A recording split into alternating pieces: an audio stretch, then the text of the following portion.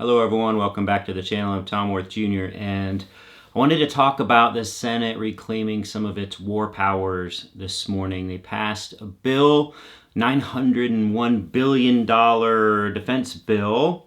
It is called the Annual National Defense Authorization Act. And what they are, and this is a kind of a big news day in Congress because the House actually got enough signatures to force Mike Johnson to have a vote on passing a 3-year extension on Affordable Care Act subsidies. And this is huge. People's health care premiums would go through the roof without this, people who are on the Affordable Care Act, the ACA. And once again, just like with the Epstein files, Mike Johnson is losing. He has lost. This is two major defeats for him. I don't recall Nancy Pelosi losing control of her House. Make no mistake, I was no Nancy Pelosi fan. Recall I was a Republican before Donald Trump came along. And these people typically rule the House, these speakers, with an iron fist, especially someone like Nancy Pelosi did. But there are so many like her, and ones that don't last. And Mike Johnson's only been there not too long now as the speaker. And the only reason he was really voted as speaker was there was the power struggle. And people didn't really know a lot about him. And what they have learned about him this year is that he sucks. He is awful. He's terrible. Trumper through and through. They all knew that. But how spineless he is, how his most cited quote is, "I don't know, I haven't seen that yet." You can ask the dude about anything, and his answer is going to be, "I don't know. Haven't seen that yet. I don't know. This is the first time hearing about that." I've mocked him before for this.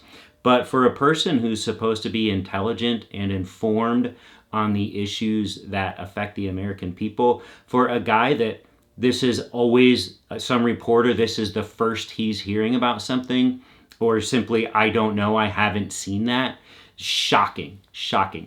Just have a spine, dude. That's why your own GOP House has rebelled against you, because you have no spine. You need to stand up there and say, "No, that's not right," or "No, you've got it all wrong," and make your case. Don't just wuss out and say, "I haven't seen that." So awful.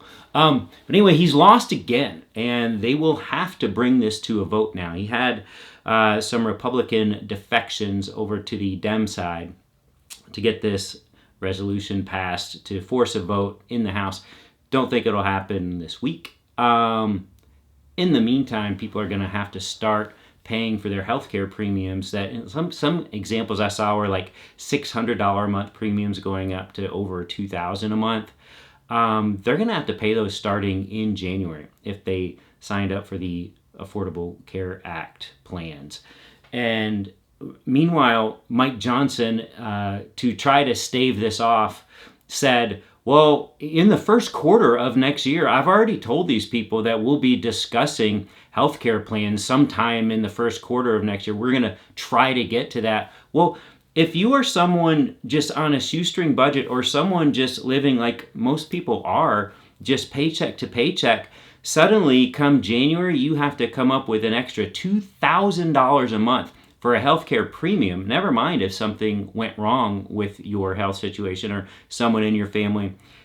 So you've got to cough up an extra $2,000 in January, an extra $2,000 in February, an extra like who's got $6,000 just laying around in case, on the off chance, Mike Johnson gets around to looking at healthcare options? Like, the Republicans have never done anything ever on this. Why would anyone believe that he would start getting around to doing that in the sometime, hopefully in the first quarter of 2026?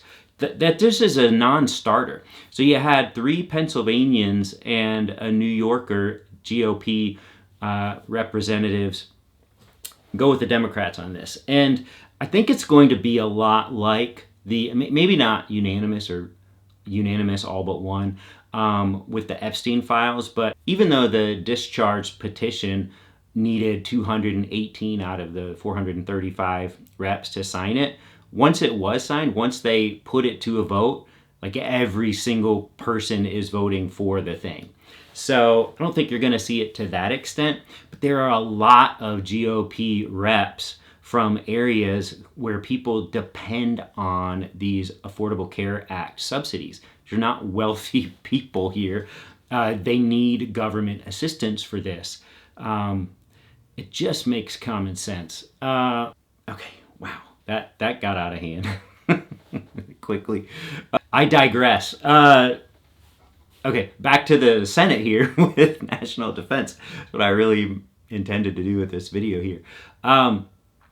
They are demanding, as part of this $901 billion annual defense spending bill. Funny that I mentioned that in the same breath as people trying to have health care that the Republicans won't do. As part of that, they're demanding that Hegseth release the video, the whole video for the double tap strike, the video that will get him impeached as the Secretary of War. He will be removed once people see this video and once they see the actual chain of command and the orders that came down. That's what these senators are demanding.